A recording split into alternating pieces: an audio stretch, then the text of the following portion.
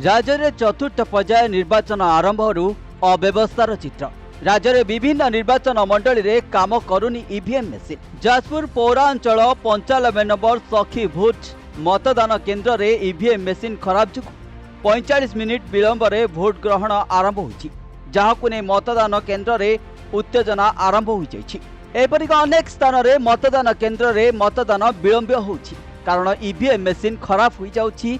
केउठी तो भोटर मानक पई सुचिंतित व्यवस्था करा जाय नै, सेथिपई जनसाधारण असंतोष व्यक्त करिसंती।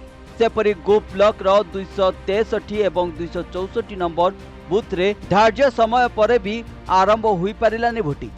सूचना जोग्य जे आज राज्य रे 6 लोकसभा एवं 42 विधानसभा आसन पई पड़ुछि भोट। एही पर्याय रे 394 विधानसभा और 66 लोकसभा प्रार्थींकर परीक्षा हेबो।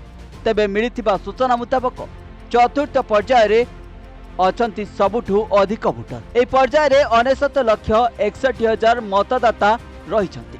सकाळ 7टारू आरंभ होई जाइछि मतदान केन्द्र रे जनगहली।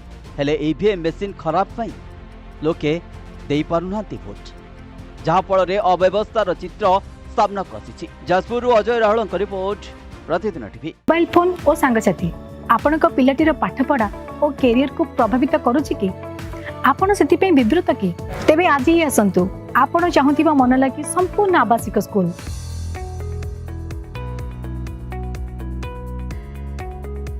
टीएससी गुरुकुल गोठपाटण भुवनेश्वर।